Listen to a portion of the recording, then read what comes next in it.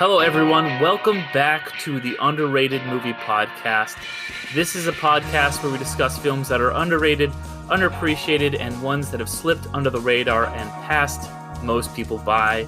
For this special spooky episode, I am joined by a special spooky guest, and that would be Jason Kleberg from the Force 5 podcast. How's it going, man? What's going on, Derek? I'm always honored to be somebody's Halloween guest, so I feel good about this one. Yeah, this is exciting. Yeah, so thank you for coming on. Before we get started, you like I said, you're the host of Force 5. What do you want to let the people know about you real fast? Ooh, about me? Well, Force 5 is a podcast where I force a different guest every show to come up with a movie-themed top 5 list topic, and then we reveal our picks on air. So, like I said, I've got a different guest on every show. The selection of guests is something that I'm really proud of. And the topics are always super interesting. And, you've been on the show. We did, top 5 brief encounter films way back on episode 58. That was the summer of 2021. So, oh, wow. It's been a minute. Yeah. It's been a while, but I got some really cool stuff happening over there. And when is this airing? October what? This should come out middle of October 16th. Okay, cool. So if you listen to my show in a week, we'll do the top 5. It's like the Halloween special that we do every year. I got a really cool guest lined up for this year. So just all kinds of cool top 5 lists over there. Yeah, it's a lot of fun. Anybody who listens to this show knows that I'm a big fan of ranking and listing things, especially movies. So I make sure to not miss an episode of that. It's always a blast. But yeah, thank you for coming on. And everybody out there should definitely go listen to some spooky episodes of Force 5 and just Force 5 in general. No matter what you how do you even say it? When there's a topic that you think, well, the top 5 is obvious, or I don't really have an interest in this top 5 topic, there are always films that get brought up where it's like, wow, I never thought of that as that kind of film, or discover films. So it's just really cool to see other people's movie tastes. Yeah, and it's really always. I'm always glad that you have you and then someone else, because there's always those two differing opinions, and some you guys might line up, some might be like, well. You always have deep cuts too, and I really appreciate that. I'm always adding things to my letterboxd after listening to your show. That's fun. Yeah. A lot of the guests come up with a lot of these deep cuts too, and then I gotta throw more stuff on my ever-growing list as well. Yeah, that's how it always goes.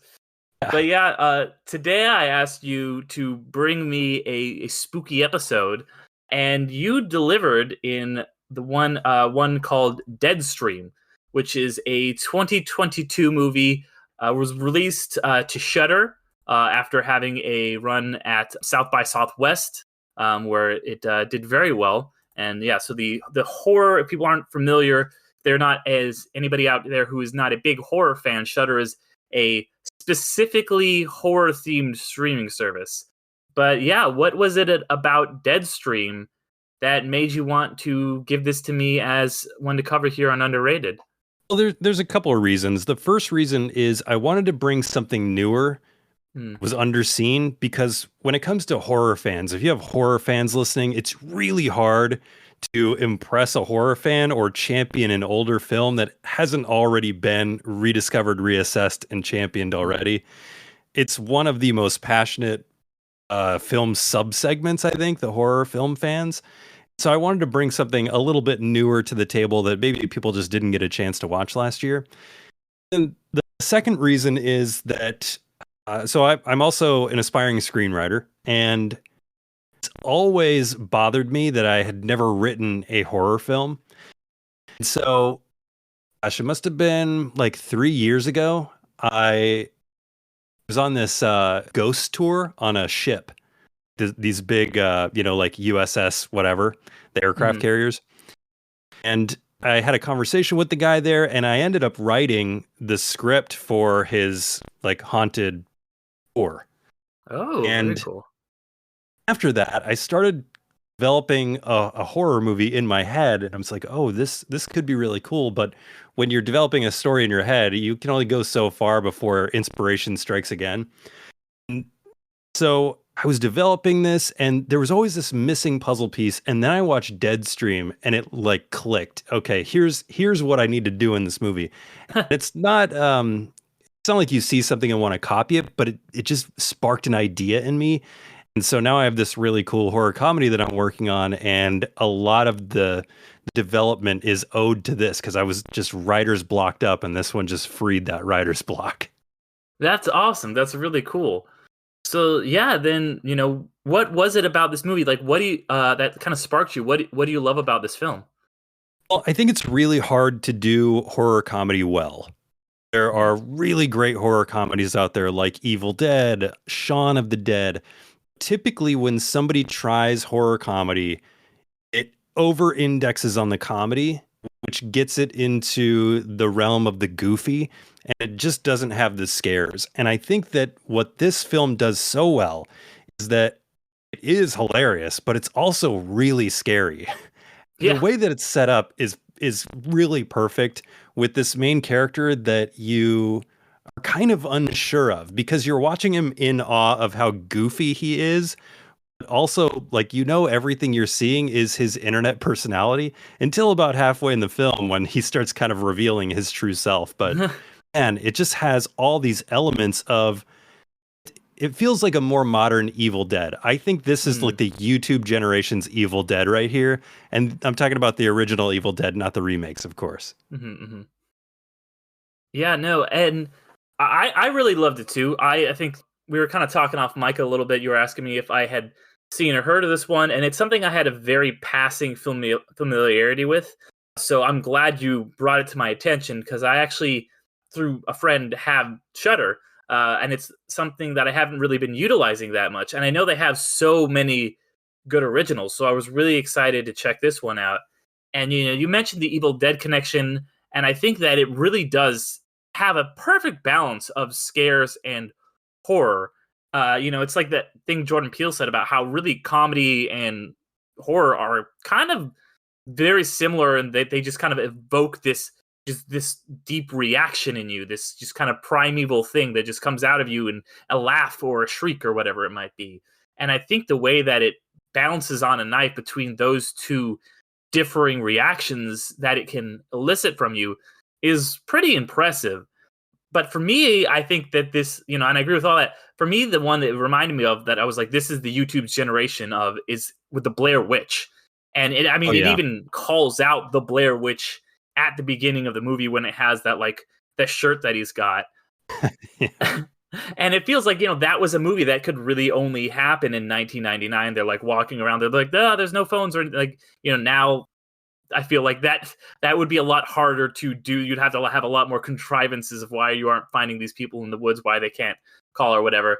This, though, feels like, wow, this is the internet, the TikTok, the YouTube, constantly online version of that same found footage thing. That's how this generation would approach that. And in that generation, the protagonists are these people who are like, oh, we're like trying to make like a true crime spooky documentary. And in this one, it's just like a canceled YouTuber, which is, I think, funny and very relevant. Like they call out PewDiePie a number of times. We've seen, like people like Miranda Sings and all these people who have had very cringy attempts to kind of come back and to get their YouTube clout back. And his attempt to do that through like, oh, I'm going to go to this haunted house is really funny. And I think his YouTube Chrono Persona thing is just so accurate that it was like when it started, I was like, oh, this is so good, but it's hard to watch almost because everyone's seen those guys on YouTube who are just like, whoa, hey, can you believe this thing? I'm going to make sure to check my merch. And you're just like, oh my God, this is like every one of those dudes. And like you said, though, you start to slowly see the facade fade away where you're both realizing that like maybe he's not the greatest guy, but at the same time, he's becoming more relatable. I really thought all of that was very interesting. Yeah, it's one of those things where, well, there's a couple things that you mentioned. First off, Blair Witch with technology. It's really hard now to write horror movies in the current times. That's why you have Mhm. so many of these movies set in the 70s and the 80s and the Mhm. 90s, because with technology, a lot of the plots of horror movies that you've seen in the past would not work today. And he uses that technology to make this movie in a way that it's really the only way this movie could be made. And so that's something that's really cool. And the second piece of it, his YouTube personality is spot on, like you said. And he's one of those guys that people like me and you see in this movie and go like, "Oh my God, I can't stand this guy." And he's doing such a good job at making me not like him because he's so realistic, these YouTubers. Mhm. But at the same time, I see my kids' 10-year-old cousins watching people like this on a daily basis. So, like, if you're that person that grew up with these YouTubers and that's the kind of person that you like watching, it's going to have almost like a different set of a different coat of paint for that person watching this, saying, like, oh, this is like those YouTubers I love. Whereas you and I are watching this, like, oh my God, I can't stand this guy. Yeah, yeah, and I think that it does a lot of stuff with the medium very smartly. Like found footage has always been something that's worked very well with horror. Like obviously we talked about Blair Witch, but then you get stuff like Paranormal Activity. It fits with the genre very well, both in terms of like, oh, this is something that's going to kind of scare you, but also it feels thematically appropriate for the found footage to be here. And I think, for example, the exposition in this feels completely natural. You never feel like the movie's stopping and, like Chris Nolan's like, gotta just explain how Inception works. It's like, oh, this is a YouTuber and he's like telling his YouTube audience what he's about to do. So you're getting all of the lore of this spooky house and everything in this movie, but it's being done in the exact style that someone who would actually go out and do this challenge, quote unquote challenge that they've given themselves on YouTube would do. Yeah. And I guess we should probably set it up for those who haven't seen it. Hmm. This is basically the whole movie is told through cameras and GoPros. So you're either seeing it from his point of view, or you're seeing it from GoPros that he's set up when he gets to the spot, or you're seeing it through the tablet that he's looking at. But it's this guy who is a YouTuber named The Wrath of Sean. Great name, by the way. Yeah.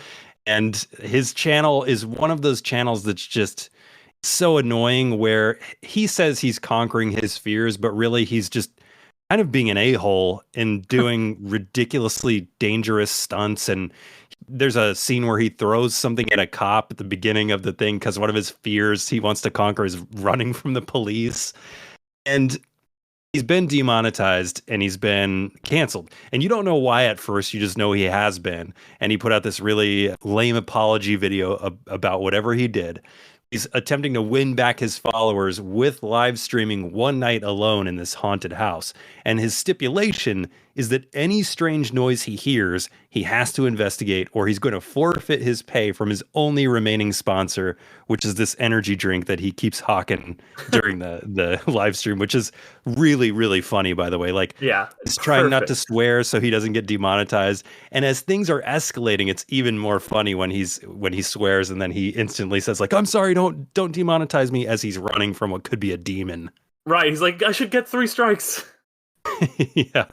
And then of course throughout the night he accidentally pisses off a vengeful spirit, and his big comeback event becomes this real-time fight for his life, which, about halfway through the movie, things start to get real twisted. And man, it is as scary as it is funny. I think this really hits the mark for horror comedy. Yeah, you're absolutely right, and it's very spooky. Kind of talked about, I always talk about on Underrated that I'm not a big fan of jump scares. They don't tend to get me, and this feels like it didn't really rely on that. It just kind of was like, here's a spooky house, whatever. Like Sean could be going around the corner, and there's like little stuff. You'll see something in the corner, or like the chat will be like, hey, look at this. Like the Yeah. kind of chat thing is done mass, like those little jokes and things like that. But there's just like little Easter eggs throughout that come back later, and everything I think is set up so well in this movie. There's so much setup and payoff. You mentioned at the beginning, you don't know what he's been demonetized for. They don't tell you that until probably about the beginning of the third act. I love also it feels appropriate because it's like this is just a live stream, a horror movie that comes in at under 90 minutes. This because I think this is like about that, right? This is like 87 minutes, yeah, according to Letterboxd. I love a good short horror film. I don't know about you. Same. I think that with the age of streaming, more writers and really more production studios need to understand that movies don't have to be an hour and a half long anymore because a lot of people aren't leaving their house for it. So you could make a 60-minute horror film if that's what you have. And at 87 minutes, this thing never drags on, really kicks in quickly once the horror stuff starts going, and it doesn't really let up until the last frame. Yeah, and we talked about how this was a movie that was purchased by a streaming company, and it feels very appropriate for that. Like, I know it's screened at festivals and stuff, but like you wouldn't watch someone streaming on a big screen. You'd watch it on your computer, your family TV. And so it does really help capture that by being in this kind of, you're almost in that mindset. Like, yeah, you are actually watching a YouTuber live screening because you're watching it just at home. Yeah, and it nails the streaming thing. Like you said, I think the chat thing is so well done. You're seeing his point of view and you're seeing like the little chat bubbles in the right corner. And at first he's kind of playfully kind of like going back and forth with some of the people that are putting in comments. He's making jokes. He he's just like he's being his old kind of raunchy self at points. And then as he starts getting, as things start escalating and he's getting scared, and you have these listeners that are either taunting him, like a lot of people online do, like the trolls, Yeah. and then you also have people that are trying to help him. So they're researching symbols that they see on the wall, like these internet sleuths. They're sending him videos of, hey, here's what you actually said to that demon in Latin. You didn't say what she said you were saying. Like there's these internet people that are helping him at the same time. It really gets that culture right. I just love that about it. Yeah, absolutely. Like you mentioned that people are sending him videos. I love that. And it's another thing that's set up really well and comes back is that you see the hand, which, he freaks out. He's like, oh, there's like a spooky hand. And it's, I believe, what's it called? A hamda. Yes. And and then they like, oh, they track down the person who like made this way back in the day. It's one of these people's grandmas, and she talks about, oh yeah, I had to create this, and it's a sacrifice in this thing, which he was like, oh, I'm gonna smash this and like make a show out of it, because that's when he was doing his performative YouTube thing, was the one thing that could have saved him. I thought that was really smart, the way that just they're able to incorporate that, sending in the videos, bring in on all these other things, bringing in some other actors too. So it's, he's able to play off somebody. And then, of course, speaking of other actors, they do bring in Chrissy, who I think, that kind of caught me off guard when somebody else showed up. And then all the stuff that happens with her, you find out who she really is. She's really this demon Mildred, or like she's this ghost Mildred who's sold her soul to the devil. That was all amazing, I thought. Yeah, so this was filmed during COVID. I think a lot of podcasts were, podcasts were formed during COVID. Mine was. I think yours was as well, right? We predated it by a little bit, but we figured a lot of stuff out during COVID. I'll say that much. Yeah, I mean, you have a lot of these COVID films where it's really limited casts. This was directed by Joseph Winter, who also stars in it and wrote it with his wife. And there's really only 2.5 other characters in this movie. And Chrissy shows up. She's like this kind of rabid fan at first, who she says she tracked him down based on where he was going. So she just showed up and wants to hang out with him for the night. And he's like, at first, no, you got to go. And then he says, well, maybe you should stay, because he's getting scared. And she adds a great dynamic that, he bounces off of for a minute. And then after a horrible realization later in the film, she turns into something completely different. And then that's really when the movie takes that turn into, it went from kind of creepy and spooky to all of a sudden really scary, and the stakes turned really real. Yeah, and I think, she is so important to the kind of themes of the movie because he kind of realizes the parallels between him, a YouTuber who will do anything to get more followers, more views, all this stuff, and this ghost who wants people to read her poetry and has literally sold her soul to the devil to get more followers. And I think that is such an interesting commentary on just kind of modern internet culture. And it's something I personally could kind of like not relate to, but understand where it's like sometimes I do feel like I need to sell my soul to like get my podcast and get more listeners and more followers and stuff like that. It's like, oh man, the thing, it's like, where do you draw the line? It's like, okay, I'm not going to do that. I'm not going to do that. That's too cringy. But like, I know if I did that, it would really work so well. Did you relate to any of that at all? Or like, kind of like vibe with any of that at all? I thought the correlation, of course, between her wanting more poetry fans back in the day to him wanting YouTube fans now was extremely relevant. Personally, I it never really occurred to me like I would do that or I would do something insane to get more listeners. But I like when I watched Sean Ruddy, yeah, I would absolutely believe that he would do that. Just because of who he is. I mean, you see it from like scene one. Just his setup at home is just designed to try and milk his subscribers as much as possible. Yeah. His merch is so out there. He's trying so hard to be this ubiquitous YouTuber. At some point he gets into his car and you see his car is just filled with his own merch. Like, it's just so funny. I really laughed at that moment. Like it was just like, oh yeah, and like even the Blair Witch thing is a merch joke. Like that's so good. It's like a callback to this other movie that it's really paying homage to. But it's like, oh, here's the modern version. Today, this kind of guy would just be trying to hawk something from that. Yeah, and it's not every day that you get to kill a zombie with your own bobblehead. Yeah.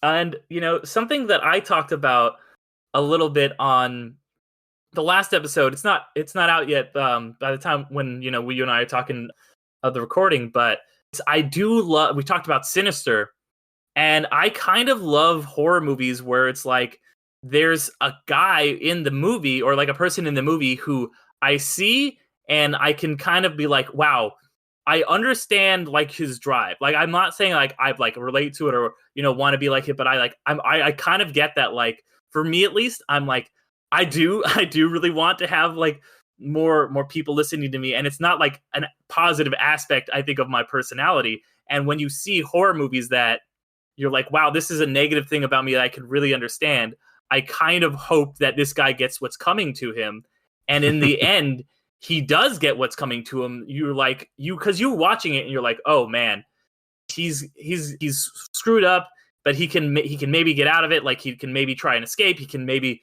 try and make the new Hamda, but he's like, he makes the worst possible decision. He's like, no, I'm going to steal her followers. I'm going to do it. I'm going to sell my soul to the devil and cut off my hand. And you're just like, oh my God, this guy, he's just, that's exactly what this kind of like thirsty YouTuber who is obsessed with just, growing his channel and getting more and more popular and building his brand and never letting that persona come down for a second until, it's been completely eroded away by the threat of death would do. And I just love that, you see her get dragged to hell. And then that last shot is just like the consequences coming for him. I thought that was a beautiful way to end it. Yeah, and it's funny because the short-sightedness of the character who, if he had just found a way out, he would have probably been one of the most popular YouTubers ever because of this whole ordeal that was on camera. It would have been everywhere. But yeah, because exactly. of his stunt at the end there, going back in to try and essentially take the curse away from her and put it on himself, and yeah. Yeah. Fortunately for him, it does not end the way he thought it would. Nope, he did. Yeah, like you said, very short-sighted. But and it's the classic horror movie thing where it's just like you got out of the house, you broke your leg jumping out of a window. don't go back in the house, man. Don't do that. But it's like the thing on Community with Abed, where he's like, yeah, horror movie people, they're not like robots. They don't think about everything completely logically. People in movies are just like regular people. They have flaws. They make bad decisions all the time. And him deciding to go back into the house is such a bad decision. Especially after all the stuff that he went through to get out of it, you're like that. I'm like that's some classic horror movie shit right there. I know, and it's got when he goes back in, it's got one of my favorite gags in the movie where he puts one of the GoPros on the head of the spirit. And then when that demon gets loose, and then it's you get the knife point of view of that of being. It's nuts. It's insane. It's so fun. Yeah, and like you said, like this really utilizes all that creative stuff. Like you said, it was shot during COVID, and now, like I didn't think about that, but now that you mentioned, like this is clearly like a COVID movie where they are using a small setup, one location essentially, and doing really creative stuff and working it into that found footage framing device. You have all these GoPros and stuff like that. It really, really works. It feels completely like a modernization of any of those movies, like a Cloverfield or anything like that. And sometimes I feel like those movies can strain credibility. You're like, when you're watching Blair Witch, you're like, why are they still recording? Like, right, why are they still going? But in this one, you get it. Like, that's this guy's whole thing. It's his whole life. He's obsessed with it. The cameras are rolling, even if he doesn't necessarily want one to, if he wants one to stop, it would still roll. And he's trying to like document this. He's actively trying to get help too through a good portion of this. He's like, hey, come help me. So really smart screenwriting, I feel like, where you're taking the limitations of what you have to shoot and turning all of those into huge advantages for you. It's really hard to impress me with a found footage film. I'm not normally a big fan of found footage films, and I'm really hoping that nobody soon chooses top 5 found footage films, because that's going to be a really hard list for me to put together. But this one, like you said, it just does it so well, and it does it in a way that just makes sense. We see him get to this haunted house. We see him putting up the cameras. We see him putting up the cameras in places for reasons. He, at the very start of the movie, he sees something spooky outside and he's like, okay, I got to set one up here. Then he walks us through his wristband, which has a button on it that basically allows him to switch from view to view. So he's doing that intentionally for his viewers, also us. And I think that it just sets that up in such a smart way. And then he's also got that tablet so we can see different screens at a time. We could see those interactions, and everything just works and makes sense. It's just so well put together. Yeah, I completely agree. Incredibly well thought out and great blocking, great choreography. You really understand the geography of where anything is at any given time. They really set all of that up so well. I think that a problem that some horror films can run into is that you don't really understand, or just like any film really, can run into, is you don't get the geography. So when someone is like trapped in a house or something and they're trying to escape, you're like, oh, what is going on now? But now you clearly know what everything is. You know where everything is. Okay, he's got to get back to the safe room. That's the safe room. He's in this place. This is where this person died. There's this ghost here. There's these ghosts in this room. There's the kid ghost over here. You clearly understand how everything is set up because of A, the way that the script tells you all that stuff, but B, because of the choreography, because of the way like you said, the cameras are set up and you are cutting back and forth. Sometimes you're having split screens. It's crystal clear at all times what is happening. Yeah, and the other impressive thing is that there's not a whole lot of geography to it. It's not a mansion. It's not a big house. There's like maybe like a living room, a family room, and a kitchen downstairs, and then 2 or 3 rooms upstairs, and that's all you got. They somehow make it work, and it feels way bigger than it actually is. Like if you look at it logically and you look at it through some of those screens that he has set up, it's not a big house, but it also has that feeling that, you have when you're younger where you feel like your house is huge, but it's just because you're small. Like that's how it kind of feels. It's really not a big house.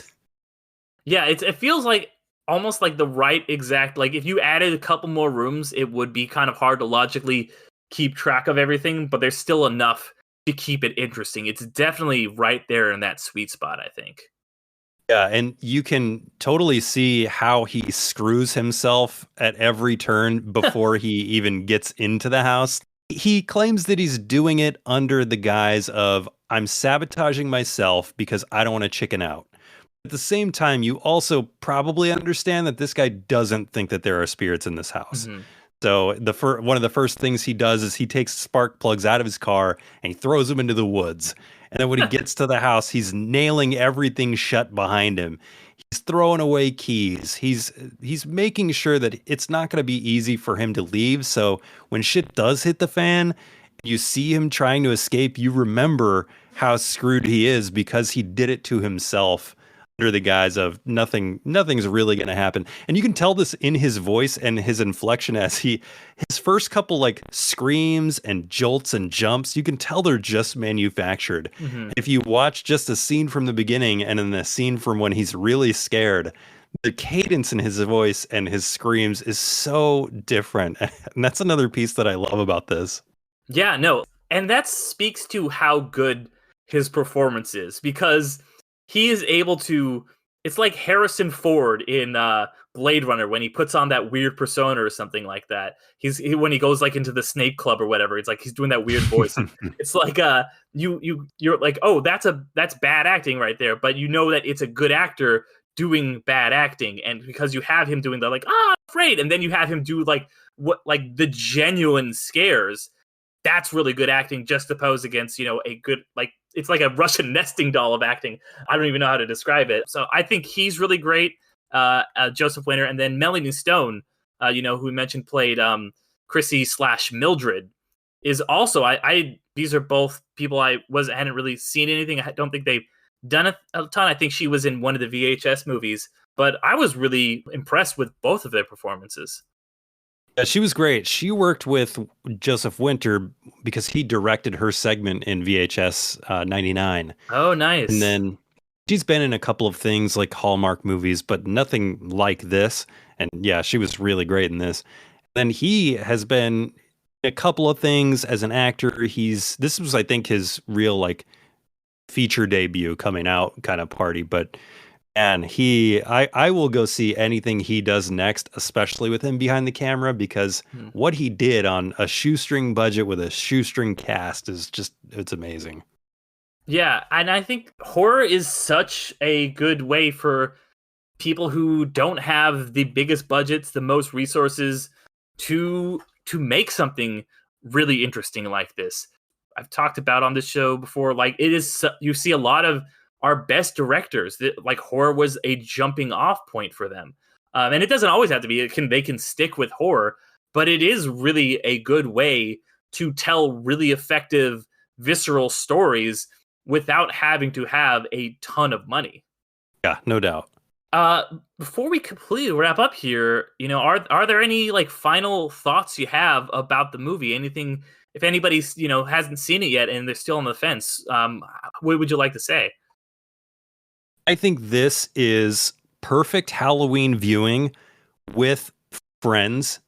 You got to get a room full of people because it's you're going to laugh a lot, but they are going to be like your laughs are going to be releasing the pressure valve from the tension. And that's always more fun when you have a bunch of people with you. So my suggestion, get a bunch of friends, get a case of good beer and watch this thing close to Halloween.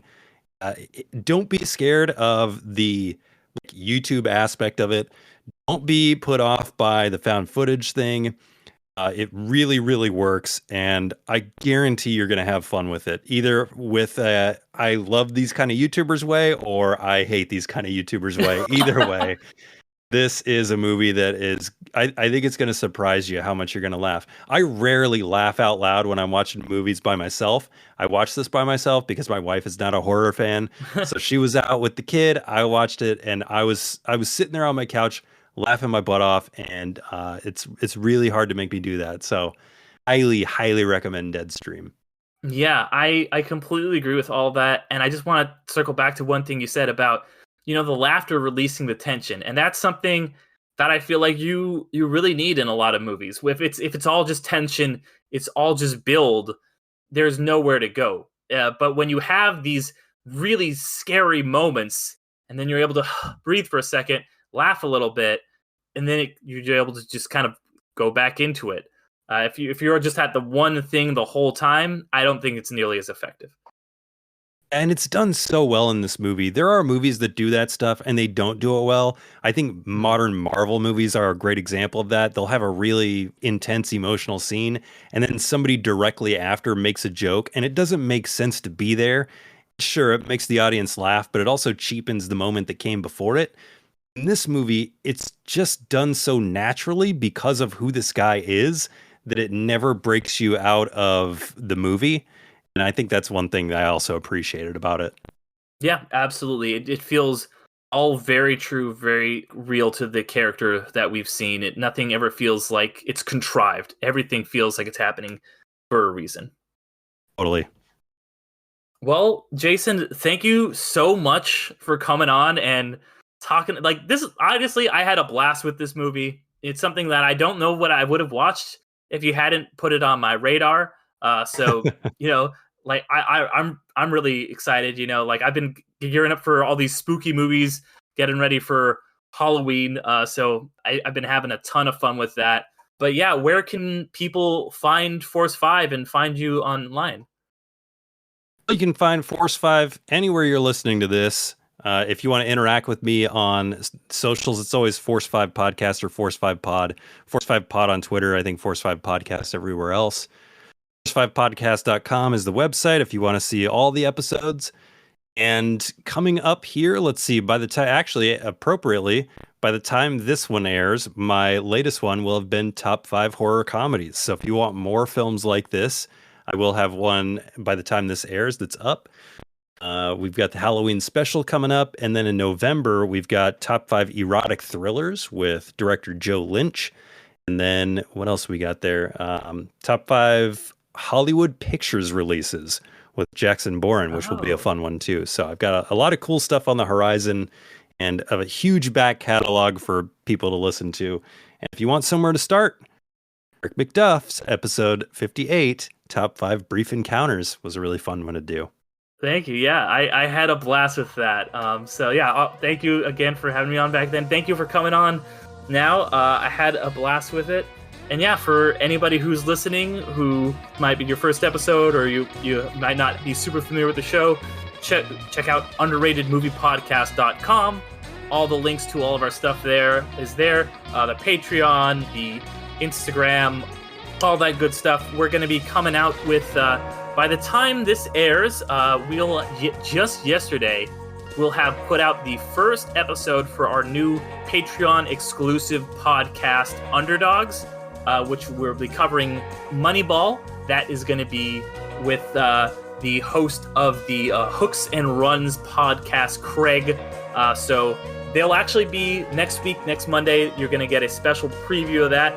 But if you want to get more episodes of that and listen to it now, right away, head to become a patron for at least $3 at Underrated Movie Podcast over on Patreon. You can sign up, though, for as little as $1 to get all kinds of perks. So yeah, that's my little Sean-esque pitch there at the end. And drink Thunder Energy Drink. Well, thank you, everybody. Thank you again, Jason, and I'll catch you guys all